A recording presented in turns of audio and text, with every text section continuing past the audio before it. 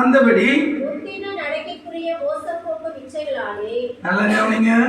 எப்போ நீங்க இயேசு கிறிஸ்துவை ஏற்றுக்கொண்டு அவரை இரட்சகராய் ஏற்றுக்கொண்டு அவர் வழியில நீங்க நடக்கும்போது அவருடைய ரத்தத்தினாலே நீங்கள் கழுவப்பட்டு நீதிமான்களாக்கப்பட்டபடியினாலே நீங்கள் அவருடையவர்கள். முன்பு என்று சொல்லப்பட்டிருக்கிறது. அப்போ இயேசு கிறிஸ்துவை அறியாத உலகத்தினுடைய காரியங்களில் நீங்கள் சிக்கொண்டு இருக்கிற நேரத்தில் தேவனுக்கு பிரியமானவர்கள் நீங்கள் செய்ய முடியாது. உலகத்தினுடைய காரியங்களை செய்து தேவனுக்கு நம்ம எப்படியா இருந்திருக்கிறோம்? பகிராக இருந்திருக்கிறோம்.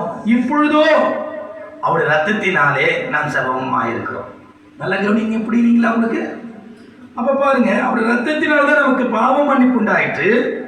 அவர் தான் நமக்கு என்ன பண்ணிருக்கிறாரு? ரட்சிப்பை வந்திருக்கிறார். அந்த ரட்சிப்பையை நம்ம என்ன பண்ணக்கூடாது? எழுந்து போயிடக்கூடாது. நல்ல கவனிங்க இந்த வார்த்தையை வாசிங்க. அந்தபடி முந்தின நடக்கைக்குரிய. அப்ப இது வரைக்கும் நம்ம யாரா இருந்திருக்கோம்? மோசம் போக்குகிற பிசாசானனுடைய பிள்ளைகளா இருக்கிறோம்.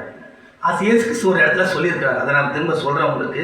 இதை தொடர்ந்து வாசிக்கும் போது, அந்தபடி முந்தின நடக்கைக்குரிய மோசம் போக்கும் இச்சைகளாலே கெட்டு போகிற மனுஷனை பழைய மனுஷனை ஞானஸ்தானம் எடுக்கிறப்ப என்ன சொல்றாங்க? நீங்க என்ன பண்றீங்க? கிறிஸ்துவுக்குள்ளாக ஞானஸ்தானத்துக்குள்ள என்ன பண்றீங்க? அடக்கப்பட. அப்போ இயேசு கிறிஸ்து மறிச்சதுன்னா நான் என் பழைய மனுஷனை மறைச்சிட்டேன்னு அர்த்தம். ஏன் இருக்கிறப்போ ஒரு புதிய மனுஷனா நான் இருக்க போகிறேன். தேவனுக்கு பிரியமானதை செய்ய போகிறேன். எப்போ நான் ஞானஸ்தானம் எடுக்க முடியாது. மன விரும்பினதெல்லாம் செய்தேன். உலகத்தில் நான் நடந்தேன். ஆனால் இப்போது நான் கிறிஸ்துவுக்குள்ளாக இருக்கிறேன். அதனால் நான் ஒரு புதிய மனுஷனாக வெளிப்படுவேன். என் பேச்சு, என் மூச்சு, என் நடத்தை எல்லாமே தேவனுக்கு பிரியமாக இருக்கும். அல்லேலூயா. அதனால தான் சொல்ற பழைய மனுஷனை நம்ம என்ன பண்றோம்? கலைத்து போடணும். இன்னும் அந்த பழைய மனுஷன் நிறைய பேருக்குள்ள இருந்ததுன்னா, மாம்சத்தின்படி நீ ஜீவிக்கிறவங்களா இருந்தனா, கிறிஸ்துவனுடைய அன்பிலே நீங்கள் நிலைத்திருக்க மாட்டீர்கள். சத்தியத்திலே நிலைத்திருக்க மாட்டீர்கள். தேவனுக்கு பயப்பட மாட்டீர்கள். தேவனுக்கு கீழ்ப்படிய மாட்டீர்கள். தேவனுடைய கிருபையை விரோதமாக்கி போடுகிறீர்கள்.